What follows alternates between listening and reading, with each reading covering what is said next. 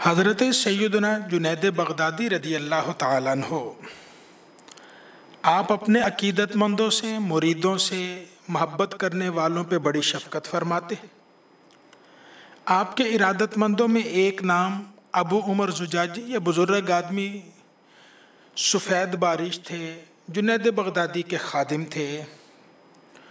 حج کا وقت قریب آیا تو دل میں حج کی خواہش پیدا ہوئی، لیکن مالی حالات اتنے اچھے نہ تھے کہ زاد راہ کا انتظام کیا جا سکے۔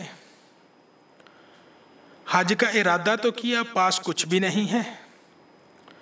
کہتے دل میں خیال آیا، صبح میں جاتا ہوں سید الطائفہ کی بارگاہ میں جا کے کہتا ہوں دعا کر دیجئے، حج کا ارادہ ہے۔ اب یہ ابو عمر زجاجی حضرت جنید بغدادی کے پاس پہنچے، جا کے عرض کی حضرت حج کا ارادہ ہے، دعا فرما دیجئے۔ حضرت جنید بغدادی رضی اللہ تعالیٰ عنہ آپ نے اپنی جیب میں ہاتھ ڈالا تو ایک درم، ایک سکہ نکال کے عطا کر دیا۔ ہم اپنی زبان میں سمجھے تو 1 روپیہ کہہ لیجئے۔ 1 درم ایک سکہ دیا اور فرمایا ابو عمر یہ لے جاؤ، اللہ تمہیں بامراد کرے، حج کی سعادت عطا فرمائے۔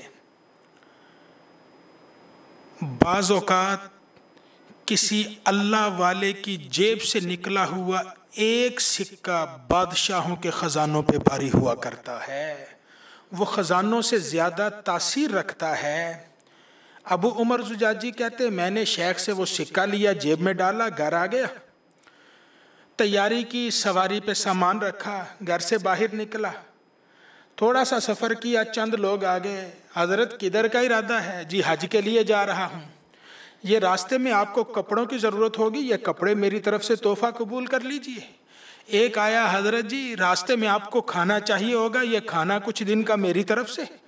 کسی نے کوئی خدمت کی، کسی نے کوئی خدمت کی۔ ابو عمر کہتے ان لوگوں سے پہلے بھی واسطہ پڑتا تھا، لیکن ایسی کبھی کوئی بات نہیں ہوئی۔ میں اپنے گھر سے نکلا، لوگ میری خدمت کرتے رہے، میں کعبۃ اللہ پہنچا، اللہ کے گھر کا حج کیا، حج کر کے واپس آ گیا۔ جنید بغدادی کا دیا ہوا وہ درم، وہ ایک سکہ اب بھی میری جیب میں ہے، اسے استعمال کرنے کی ضرورت پیش نہیں آئی۔ کہتے گھر پہنچا، رات کی تاریکی تھی، دل میں خیال آیا صبح جنید بغدادی کے پاس جاؤں گا اور جا کے سارا واقعہ سناؤں گا، حج کی رودات سناؤں گا۔ کہتے صبح جب میں اٹھا جنید بغدادی کے گھر کی طرف گیا تو دیکھا حضرت گھر سے باہر ہی آپ ٹہل رہے ہیں، چہل قدمی کر رہے ہیں۔ میں پاس گیا، جنید بغدادی نے دیکھا تو دیکھ کے کہنے لگے ابو عمر تجھے تیرا حج مبارک ہو، میرا درم اس کے استعمال کی نوبت نہیں آئی، مجھے وہ واپس کر دو۔ یہ اللہ والا ہے، جب کسی کو کچھ دیتا ہے اور دے کر اگلے بندے کی آنے والی نسلوں کے بھی بگڑے مقدر سنوار دیتا ہے۔ ان نیک لوگوں کا ذکر، ان کی یاد، ان کے تذکرے ہمارے دل سے غفلت کو دھو دیا کرتے ہیں۔